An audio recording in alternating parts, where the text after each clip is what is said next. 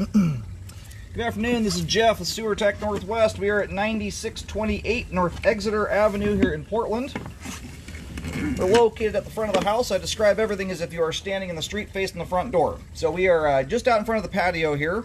Pretty easy clean out to hunt down. It's pretty close to ground level, so if you ever have to review this video to hunt down the clean out, you probably use the little rungs here on this front thing.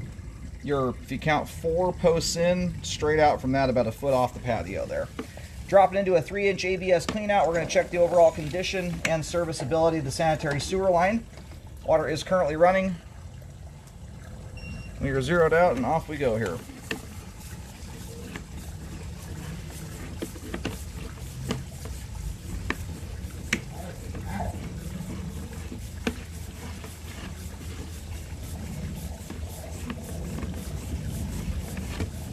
Now, as the line sits right now, it's not at a point where I'd recommend cleaning. I point this out kind of for educational purposes. That little bit of kind of tan yellowish stuff you see underneath the water line there is some grease buildup. Again, this is not at a point where it needs cleaning, but I do like to point that out.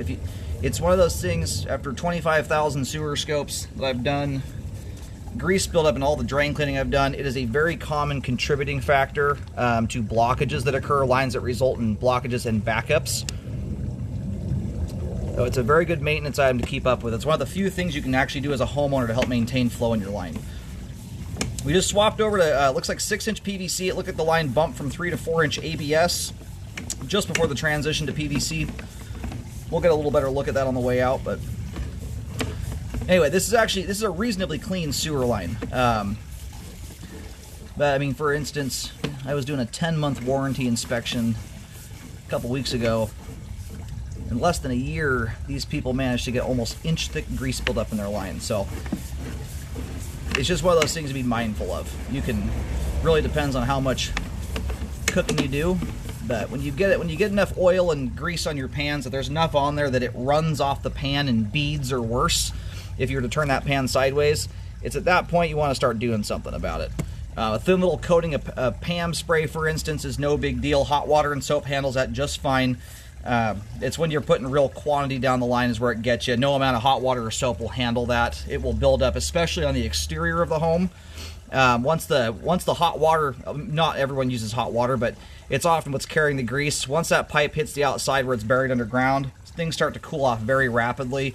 And so while your crawl space area might remain clean, it'll start building up somewhere. So good idea to try and mitigate it. Pour it into a jar, glass jar or metal can, and or let it cool down, wipe it out with a paper towel, or scrape it off into a garbage can after it's cooled. So anyway, here's the main. That's the little PSA for the day on grease buildup. I'm going to go locate really quick here while the line drains off. Thus far, nice looking sewer line. And we will run backwards here in a moment once we're all finished. Alrighty, located the camera head successfully. Line terminates on North Exeter. So as you face the house from the street, I've kind of described where the line comes out here just to the right of the doorway. Then crosses towards the driveway. Bear with me a second, it just barely gets under. If it gets under the driveway at all, it's just barely underneath the right side edge. If you go stand out in the street, face back of the house, you'll see a kind of rectangle shaped saw cut patch that comes off the front right corner of the driveway.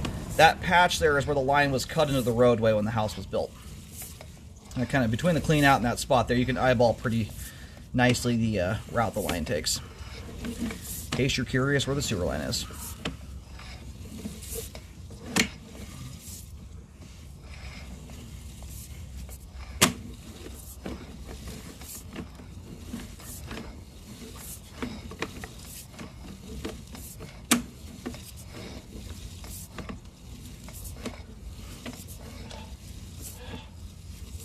Alright, all PVC pipe looks good.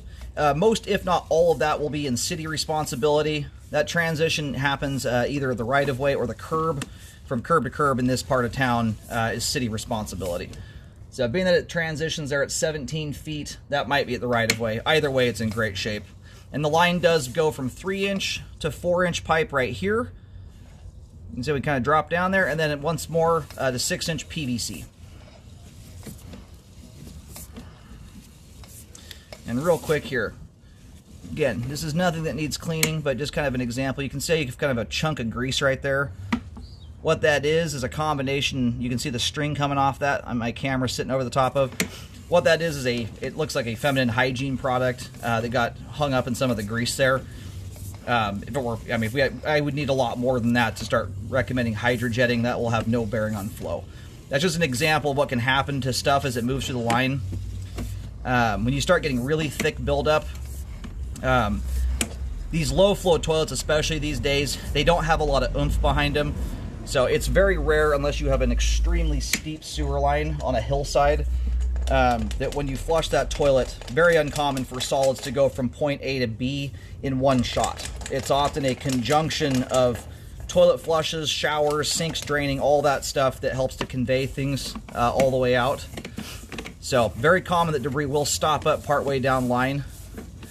So you just don't want it stopping up in a big load of grease buildup where it can start building up on you. That's the importance of trying to keep the line grease free. So you can see how the interior line here is very, very clean. That's the hallmark of a home that generally uses hot water to wash their dishes.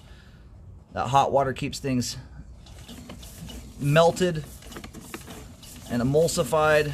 And then once you hit the exterior, start to thicken up a little bit here as we start getting back near where the kitchen sink connection is. So anyway, I've gone way past where I normally do. We've gone well past the foundation wall at this point. Very nice looking sewer line. Great flow end to end. A little bit of grease buildup, but not anywhere near a point where I'd start recommending jetting on it. I don't usually do that until there is a continuous layer across the entire width of the flow line and extending throughout most of the sewer line. Once you get to that point, that's where it can actually start contributing to blockages. At the point this is at right now, it's not really doing anything at all. And stuff like this, anyway, my camera just busted all that free there. That'll start moving on its way now.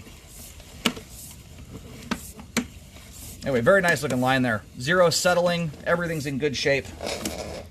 Sewer line is functioning properly at this time.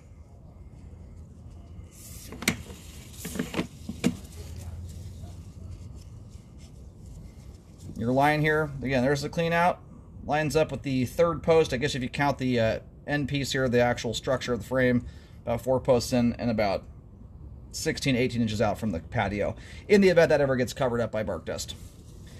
Your line goes from here, shoots towards the driveway, and then if you go out there, it may run just barely inside that edge of the driveway.